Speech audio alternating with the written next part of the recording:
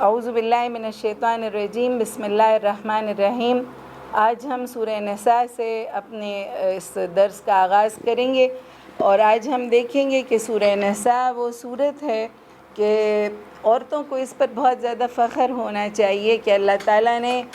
مردوں کے نام پر تو کوئی رجال کے نام پر کوئی صورت نہیں نازل کی، مگر عورتوں کے نام پر اللہ تعالیٰ نے پوری ایک صورت نازل کی۔ اور حضور نبی کریم صلی اللہ علیہ وسلم نے اپنے ایک حدیث میں ارشاد فرمایا کہ اپنی عورتوں کو ضرور اس صورت کی تعلیم دیا کرو۔ اس میں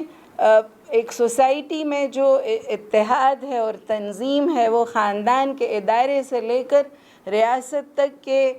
تنظیم کے احکامات اس میں بتائے گئے ہیں کہ خاندان کے ادارے کو کس طرح سے مستحکم کرنا ہے۔ خاندان ایک معاشرے کا بنیادی یونٹ ہوتا ہے، اور وہ جتنا مستحکم ہوگا تو اتنا ہی معاشرہ مستحکم ہوگا، اور جتنا زیادہ اسٹرانگ سوسائٹی ہوگی اتنی اسٹرانگ نیشن دنیا میں وجود میں آتی ہے۔ سورہ نساء کا آغاز جب ہم کرتے ہیں تو یہ پہلی آیت ہے نکاح کے خطبے کی بھی۔ اس آیت کی ہماری زندگیوں میں بہت زیادہ بڑا ایک اثر ہے، اور بہت زیادہ اس کا ایک امپیکٹ ہماری زندگیوں میں پڑتا ہے۔ ہماری بڑی بدنصیبی ہے معاشرے میں کہ ہم اپنی یوتھ کو خاص طور پر ہم بالکل نہیں ان کی ٹریننگ کر پاتے۔ جو بھی کورس میں داخلہ بندہ لیتا ہے تو اس کا کوئی نہ کوئی ایک کورس ہوتا ہے، اس کا کوئی بھی انسٹیٹیوشن میں داخلے کے لیے کوئی نہ کوئی کورس سے بندے کو گزرنا پڑتا ہے۔ مگر ہمارے معاشرے میں شادی اور نکاح ایک ایسا انسٹیٹیوشن ہے جس کے لیے کسی بھی کورس کی اہمیت نہیں ہے، اور بس بچوں کو اس کے اندر باندھ دیا جاتا ہے، اکثر ان کو پتہ بھی نہیں ہوتا۔ اس لیے بہت زیادہ ضروری ہے کہ ہم بچوں کو اس بڑے بندھن میں باندھنے سے پہلے ان کو اس کی پورے جو آداب ہیں اور جو قرآن ہمیں سکھاتا ہے ہم اس سے ضرور ان کو آشنا کر دیں۔ بچوں کو بھی، لڑکوں کو بھی ہم لوگ صرف وہ نکاح کے وقت بٹھا دیتے ہیں اور ان کو کہتے ہیں تم نے 3 دفعہ قبول ہے کہنا ہے، اور بچیوں کو تو پتہ ہی نہیں ہوتا کہ ہمارا نکاح اس کا مطلب کیا ہے، اس میں ہم کتنے بڑے بانڈز کو ہم سائن کرنے جا رہے ہیں، کچھ بھی نہیں پتہ ہوتا۔ بس ماں باپ نے ایک فیصلہ کر لیا ہوتا ہے، اور اکثر اب بچیاں جو ہیں وہ پارلر میں ہوتی ہیں یا کہیں ہوتی ہیں اور ان کو پتہ چلتے جی ان کا نکاح ہو گیا ہے۔ اس لیے اس آیت کی بہت زیادہ اہمیت ہے، اور اسے ضرور ہمیں سب بچوں کو، اور یہ تجدید عہد بھی ہے، جن کے ہوئے ہیں جن کے ہونے ہیں نکاح، ان سب کے لیے ایک کورس کی حیثیت رکھتے ہیں، اور اس کو ہمیں وقتاً فوقتاً اسے تجدید عہد کے لیے پڑھنا چاہیے۔ اعوذ باللہ من الشیطان الرجیم، بسم اللہ الرحمن الرحیم۔ یا ایھا الناس اتقوا ربکم الذی خلقکم من نفس واحدۃ وخلق منها زوجها وبث منهما رجالا كثيرا ونساء واتقوا الله الذي تساءلون به والارحام ان اللہ كان علیکم رقیبا۔ اللہ تعالیٰ فرماتے اے لوگوں، یہاں پر اللہ نے نا تمام لوگوں کو خطاب کیے، صرف ایک مسلمانوں کو نہیں کیا۔ کہا کہ تم سب اس اپنے رب کا تقوی اختیار کرو۔ تقوی ہم بار بار اس قرآن کریم میں اس کا ذکر آ رہا ہے، اور ابی بن کعب اور حضرت عمر کا ایک مکالمہ تھا جس میں وہ ایک دوسرے کو پوچھتے ہیں کہ تقوی کس چیز کا نام ہے، قرآن کریم میں اس کا اتنا زیادہ تذکرہ ہے، تو تقوی کا مطلب کیا ہے؟ کہا کہ کبھی ایسے راستے سے گزرے ہو جس میں خاردار جھاڑیاں ہوں؟ تو کہا ہاں ایسے راستے سے گزرنا ہوتا ہے۔ کہا کیسے گزرتے ہو؟ کہا اپنے کپڑوں کو سمیٹ کر اور قدم کو مضبوطی سے جما کے کہ میرے کپڑے کسی کانٹے سے الجھ نہ جائے، میں اس راستے پر گزرتا ہوں۔ کہا یہی تقوی ہے کہ تم شیطان نے جو چاروں طرف کانٹے بچھائے ہوئے ہیں ان سے بچا کر اپنے رب کے سیدھے راستے پر چلو، یہی تقوی ہے۔ تو اللہ فرماتے اپنے رب کا تقوی اختیار کرو۔ رب جو تمہیں مینٹیننس کی ساری چیزیں فراہم کر رہے، جو تمہارا پرووائیڈر ہے، جو تمہارا سسٹینر ہے، جو تمہارا ڈیولپر ہے، اور وہ رب جو تمہیں سارے تمہارے غلط کاموں کے باوجود تمہیں پالتا چلا جاتا ہے، تمہارے سارے غلط کاموں کے باوجود وہ تمہاری عزت بنا کے رکھتا ہے، وہ تمہیں سمیٹ کے، جیسے ایک ماں ہوتی ہے وہ اپنے کچن کی ساری چیزوں کو اکٹھی نہیں پکا دیتی، بلکہ جتنی ضرورت ہوتی ہے اتنا وہ پکاتی ہے، اتنا وہ سامان گروسری لے کے آتی ہے۔ رب بھی اپنے بندوں کے لیے پہلے تمام دنیا کی چیزیں سمیٹتا ہے اور پھر ان کو وہ عطا کرتا ہے۔ شیخ سعدی کا ایک بہت ہی خوبصورت واقعہ ہے کہ وہ کہتے ہیں کہ ایک یہ جو نوالا ہے، ایک لقمہ ہے روٹی کا، اس کو غفلت سے نہ کھانا، اس لیے کہ اللہ رب العالمین نے سمندر کے بخارات کو حکم دیا، سورج کی وجہ سے سورج کو حکم دیا، اس نے وہ بخارات بن کے اٹھائے سمندر سے، پھر وہ بادل برسے، پھر وہ زمین سوکھی جو تھی وہ ہری ہوئی، پھر کسان نے اس میں بیج بوئے، پھر سورج اور سب لوگوں نے مل کر وہ پودے اگائے، اور پھر وہ گندم بنی، پھر وہ سوکھی، اور پھر وہ گئی، اور پھر تھریشر مشینوں میں وہ صاف ہوئی، پھر کسی نے آٹا پیسا چکی میں اور مشینوں میں، اور پھر آٹا گوندا، اور پھر آگ جلائی گئی، اور پھر توا ڈالا گیا، اور پھر روٹی بنائی گئی، تاکہ تم پوری کائنات کو اللہ نے حکم دیا کہ تاکہ تم اس روٹی کے ایک لقمے کو غفلت سے نہ کھاؤ۔ تو یہ وہ رب ہے جس نے ہمارے لیے یہ پوری کائنات مسخر کی، اور انسان کو اس پوری کائنات کی ایک لاڈلی سی مخلوق بنائی، تو کہا کہ تم اپنے اس رب کا تقوی اختیار کرو، اللہ سے محبت میں ہر کام کر گزرو، اور اللہ کے خوف سے، ہر برائی سے اور ہر اس کی نافرمانی سے بچ نکلو، اس اپنے رب کا تقوی اختیار کرو جس نے خلقکم من نفس واحدہ، جس نے تمہیں ایک جان سے پیدا کیا۔ لوگ جینڈر ایکویلٹی کو آج کا فینومینا سمجھتے ہیں، لیکن ہمیں پتہ چلتے کہ اللہ نے تو 1400 سال پہلے ہی ہمیں بتا دیا کہ تمہیں اللہ نے ایک جان سے پیدا کیا ہے، ایک ہی آدم کی اولاد ہو، وہ مرد اور عورت اور سب کو اللہ نے ایک ہی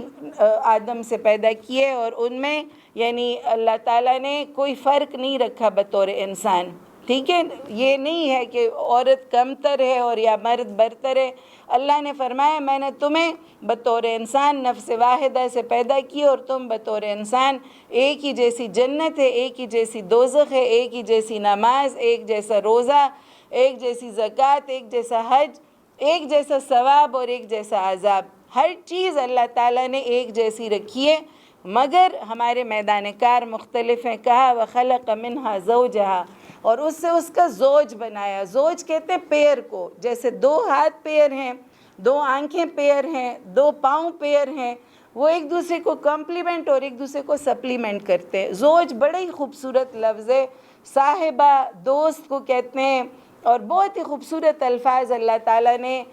بیوی کے لیے اور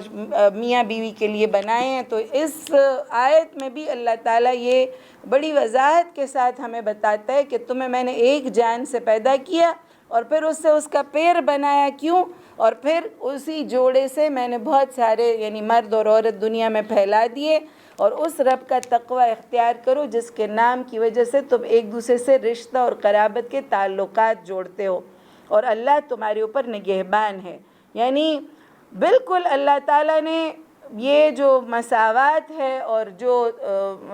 اس کا درجہ ہے اللہ تعالیٰ کے ہاں کا، ان اکرمکم عند اللہ اتقاکم، تمہارے ہاں پھر برتر وہ ہوگا جو زیادہ متقی ہوگا، جو زیادہ اللہ سے ڈرنے والا ہوگا، اللہ سے زیادہ محبت کرنے والا ہوگا، وہی۔ تو یہ نکاح کے خطبے کی آیت یہ ضرور ہمیں اپنے بچوں کو پڑھانی چاہیے اور اپنی یوتھ کو بتانا چاہیے کہ تم نے خاندان کا استحکام جو ہے وہ کس طرح سے مضبوط کرنا ہے۔ ہم لوگ بیٹیوں کو تو سارا دن بتاتے رہتے ہیں کہ تم نے دوسرے گھر جانا ہے، تو یہ بھی بڑا ضروری ہے کہ اس کی بھی تربیت کریں، لیکن زیادہ ضروری یہ ہے کہ ہم اپنے بیٹوں کی تربیت کریں، اور وہ بھی اکثر ماؤں کی ذمہ دوبارہ بات آ جاتی ہے کہ وہ اپنے بیٹوں کی تربیت کریں کہ تم نے جب دوسرے گھر سے بیٹی لے کے آنی ہے تو اس کو کتنی عزت دینی ہے، اس کو کتنی محبت دینی ہے۔ میرے جان ہمیں کہا کرتے تھے بیٹا ایک روایت میں کہ عورت جو ہے وہ بائیں ہاتھ کی بائیں طرف کی پسلی سے بنی ہوئی ہے، تو کہا کہ جو بائیں جو پسلی ہے نا وہ بازو کے نیچے ہوتی ہے اور دل کے قریب ہوتی ہے، تو عورت کی فطرت ہے کہ اس سے محبت کی جائے، اس کی عزت کی جائے اور اس کی حفاظت کی جائے تو وہ دنیا کا ہر ناممکن کام ممکن کر جاتی ہے پھر۔ تو یہ ضروری ہے کہ ہم اپنے معاشرے میں عورتوں کو عزت دیں، عورتوں کو محبت دیں، عورتوں کی حفاظت کریں اور ان کو ایک محفوظ عزت بھرا ماحول ان کو فراہم کریں تاکہ وہ زندگی کی دوڑ میں آگے بڑھتی رہے اور وہ اس کی ترقی سے خاندان کی ترقی وابستہ ہے۔ ایک ترقی یافتہ عورت جو ہوتی ہے اس سے پورے معاشرے کا اسی کے اوپر انحصار ہوتا ہے۔ تو پھر اللہ تعالیٰ نے یہاں پر یتامہ کا ذکر کیا ہے، پھر یہ جو 4 شادیوں کا ذکر ہے اس میں یہ کہا ہے کہ اگر تم انصاف، یعنی اس میں عدل بنیادی شرط ہے، 4 شادیوں میں عدل بنیادی شرط ہے، اور کہا کہ اگر عدل نہیں کر سکتے تو پھر ایک ہی شادی کے اوپر اکتفا کرو، اور ایک جو ہے وہ زیادہ یعنی پسندیدہ ہے، لیکن اللہ تعالیٰ نے 4 شادیوں کی اجازت دی ہے، مگر عدل کے شرط کے ساتھ یہ نہ ہو کہ ایک کو بالکل ہی معلق کر دیں اور ایک کے ساتھ زیادتی کریں اور ایک کے ساتھ رہیں۔ تو یہ مردوں کو یعنی 4 شادیوں کی اجازت جو ہے وہ مشروط اجازت ہے، اور عدل کی جو ہے وہ تعدد ازدواج کی جو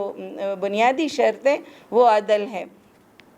اور پھر دیکھیں اس وقت عورت کی کوئی حیثیت نہیں تھی، یتامہ کی کوئی حیثیت نہیں تھی، ان کے بارے میں بہت ڈیٹیل کے ساتھ احکام آئے، اور پھر کہا وَآتُوا النِّسَاءَ صَدُقَاتِهِنَّ نِحْلَةً، اور عورتوں کے مہر جو ہے وہ خوش دلی کے ساتھ ادا کرو۔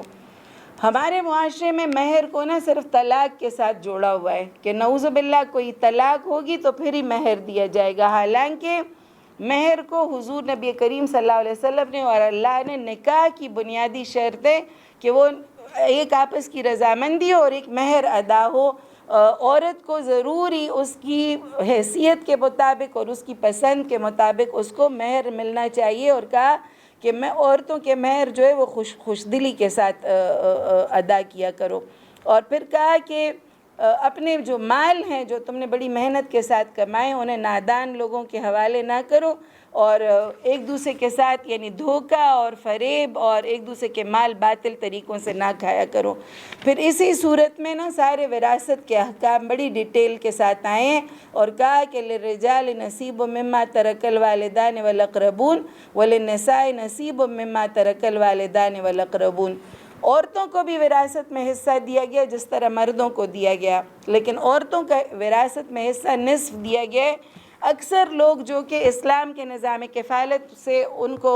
یعنی وہ نہیں واقف ہوتے تو وہ کہتے ہیں کہ یہ نصف حصہ کیوں ہے، یہ تو بڑی زیادتی ہو گئی کہ عورت کو آدھا حصہ دیا گیا، لیکن وہ جب پورے نظام کو ریفرنس ٹو دا کانٹیکسٹ کے ساتھ جب ہم اس کو سمجھتے ہیں تو پتہ چلتا ہے کہ عورت تو ہر طرف سے نفع میں ہی رہی اسلام کے مطابق اور اس نظام کفالت کے مطابق۔ دیکھیں اسلام میں مردوں کو کفیل بنایا گیا کہ وہ اپنی بیوی، اپنی ماں، اپنی بہن اور اپنی بیٹی،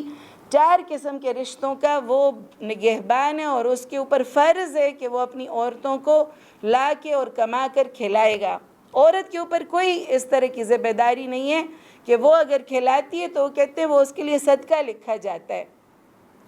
مرد کے اوپر فرض ہے، تو مثال کے طور پر 100 روپے میں 50 روپے میرے بھائی کو ملتے ہیں اور 25 روپے مجھے ملتے ہیں،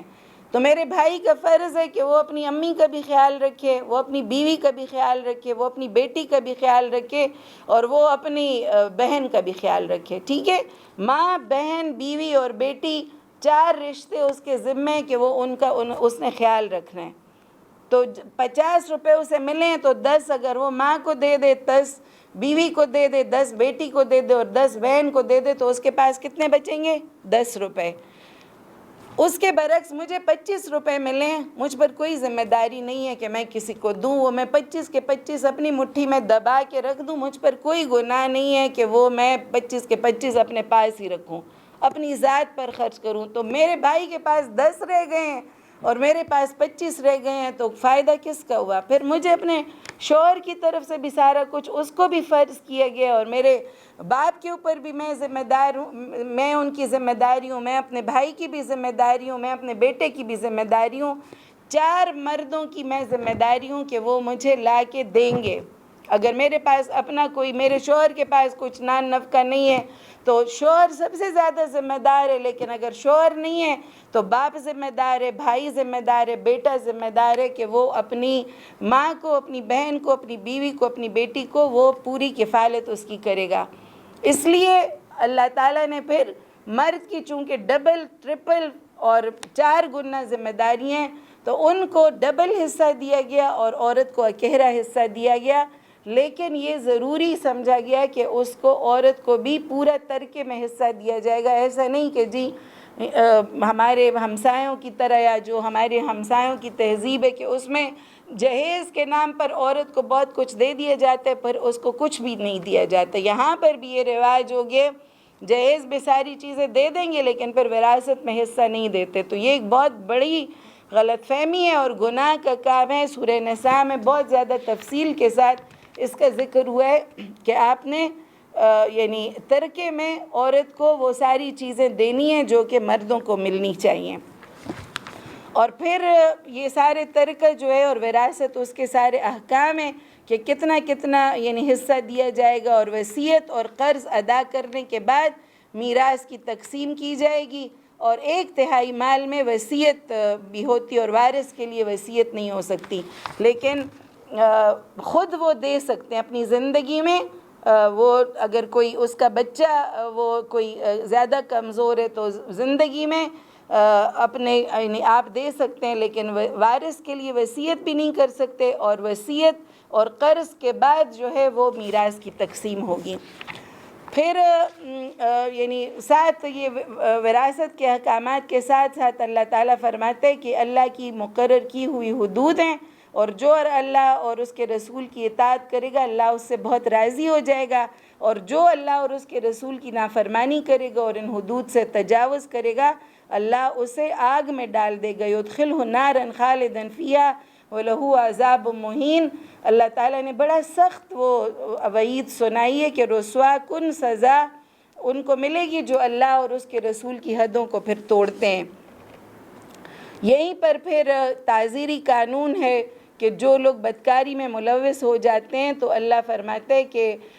4 گواہوں کو لے آؤ، اور اگر 4 گواہ نہیں لا سکتے تو پھر اللہ ان کو بند کر دو، یہاں تک کہ اللہ ان کے اوپر کوئی فیصلہ نازل کر دے، تو پھر سورہ نور میں باقاعدہ پھر وہ قانون بن گیا۔ یہاں پر توبہ کے احکام بھی ہیں کہ اللہ فرماتے ہیں کہ ان کے لیے توبہ اللہ تعالیٰ قبول کرے گا ان لوگوں کی کہ جو نادانی میں کوئی غلط کام کر جاتے ہیں اور پھر اس کے بعد جلدی واپس پلٹ آتے ہیں۔